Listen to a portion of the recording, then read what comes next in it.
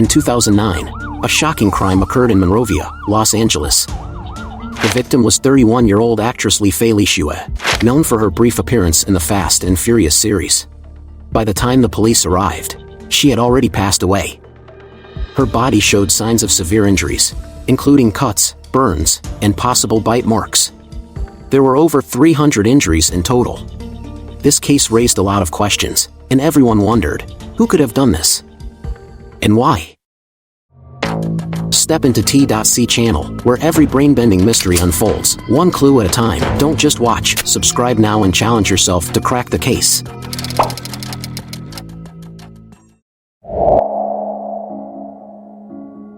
On the night of September 17, 2009, at 4 a.m., the Monrovia Emergency Services received a call.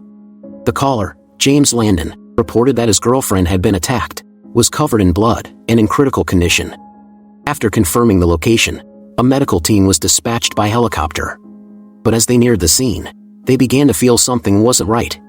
James's address was in one of the most affluent neighborhoods, with private security and constant police patrols. It was a safe area, where violent crime was nearly unheard of. The doctors decided to call the police for support, and both teams arrived soon after. James, visibly shaken, led them to the bedroom. As soon as they entered, the smell of blood hit them, and the sight left everyone stunned.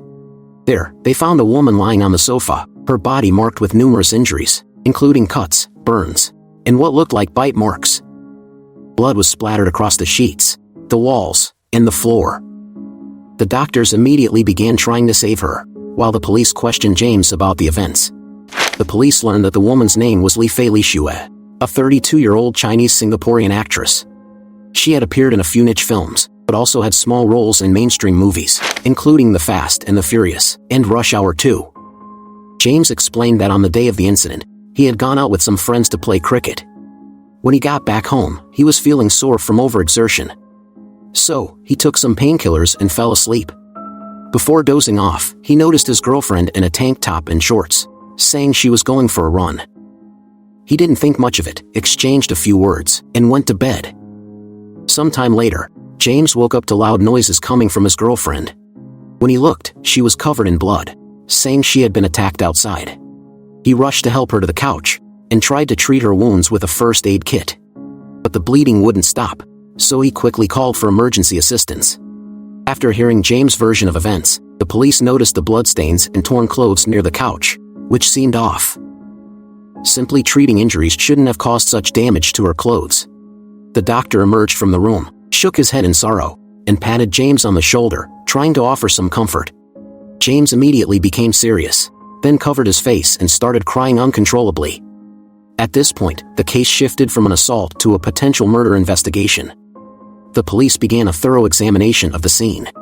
James had said his girlfriend was attacked outside and had come home to escape, but the bloodstains were only found in the bedroom and hallway near the entrance, with no blood leading into the bedroom itself. They checked the neighborhood security footage, but there was no sign of the attack, and Fei Lixue wasn't seen in any footage within the 24 hours prior to the incident.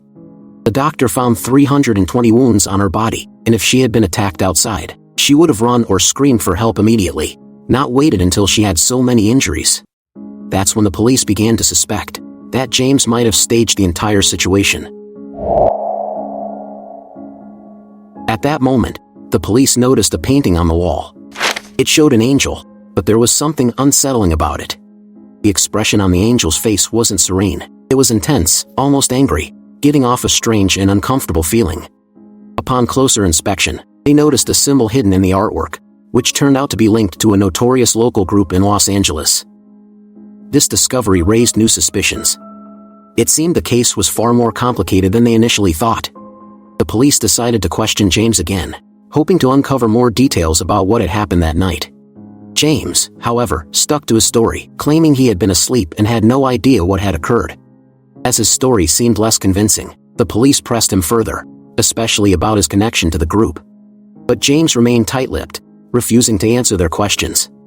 With no new information from him, the police shifted their focus to investigating Fei Lixue's background. The investigation soon began to piece together a clearer picture of the events surrounding the case. Fei Lixue was born in 1977 in Singapore to a strict Catholic family. Her parents raised her with high expectations, teaching her to uphold strong values, to stay pure, and to maintain self-respect. Her early life was sheltered, and it wasn't until she was 13 that her family moved to Los Angeles due to her father's job. During high school in LA, Fei Lixue's natural charm began to shine through. Her beauty and figure made her popular with her peers, but she remained reserved, avoiding romantic advances from classmates, mostly because of her conservative upbringing. Her life changed when she met Harper, a lively and outgoing fellow student. He asked her to help him learn Chinese, which she agreed to. As they spent more time together, they grew closer, and Fei Lixue started to feel more comfortable around him. However, over time, she began to see a darker side to Harper. His drinking, violent behavior, and coercive actions made her uncomfortable. Eventually, Fei Lixue decided to walk away from him, taking control of her own life again. Things began to change for her. She entered the film industry, and a director noticed her potential. He suggested she try acting in movies. With limited skills and resources, she decided to take the opportunity. But the path she chose led her into a more complicated world, one that eventually took her into a part of the entertainment industry that many might find unsettling. As the years went by, Fei Lixue started to realize that this wasn't the life she had imagined. She longed for stability and a fresh start. She wanted to leave behind the chaos of her past and build something new. It was during this time that she met James, a well-educated and charismatic man. Their connection was instant, and soon after, James invited her to move into his luxurious villa in Los Angeles. Fei Lixue believed she had finally found a new beginning, but little did she know, this decision would change the course of her life forever. James seemed like the perfect, charming priest on the outside, but behind closed doors, he had some dark, hidden interests. What drew him to Fei Lixue was her nearly flawless appearance, so he suggested they start a relationship. At first, Fei Lixue was taken in by his charm, but soon, she started noticing things weren't right. James began using degrading language toward her, and while she initially dismissed it as part of the game, she eventually started questioning her own dignity. As his behavior escalated, Fei Lixue began resisting, even suggesting they end things. Each time, James would calm her down with a generous offer, thinking money would fix everything. But as the scars, both physical and emotional, piled up, no amount of money could ease her pain. Eventually, James isolated her in his luxurious villa, exerting control and mistreating her in various ways. This went on for almost a year, and soon, James realized his perfect object of control was starting to break down. So, he gave her some substances he obtained from underground sources, hoping it would make her more compliant. Even though her body was covered in wounds, she showed no signs of distress. James, thrilled by her reaction, felt a strange sense of satisfaction. But when the effects of the drugs wore off, Fei Lixue's body gave out. In a panic, James tried to save her, but when that failed, he quickly called 911. With no time to clean up the scene, he started making up a story to mislead the authorities. When the police started piecing things together, James went silent, but then admitted, the story about her being attacked? He made it up. Her real cause of death was an overdose, and those 320 wounds? He claimed she caused them herself. In court, the police presented their detailed reasoning to the jury. However, most of the jury members came from wealthy neighborhoods, and many were either business partners of James or personal friends. On top of that, James had hired a top-tier legal team, a hefty price that seemed to tip the scales in his favor. Despite the overwhelming evidence, the court still ruled that James was not guilty. The police were left feeling helpless, because it was undeniable that Fei Lixue had used illegal substances, and no weapon with James' DNA was found at the scene.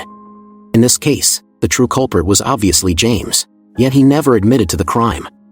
Instead, he pushed the blame entirely onto the victim. In the end, he managed to evade justice. This left one wondering just how dark and deep the human soul can truly be. This case forces us to reflect, when power, wealth, and status trump the law, do social networks and personal connections give criminals a way to escape justice? It also serves as a warning to stay vigilant when dealing with complex social circles or power dynamics, lest we become tools in the hands of those with no moral compass. Additionally, this case highlights the dangers of substance abuse and chaotic personal lives, reminding us that living within the confines of law and morality can protect us from irreversible consequences.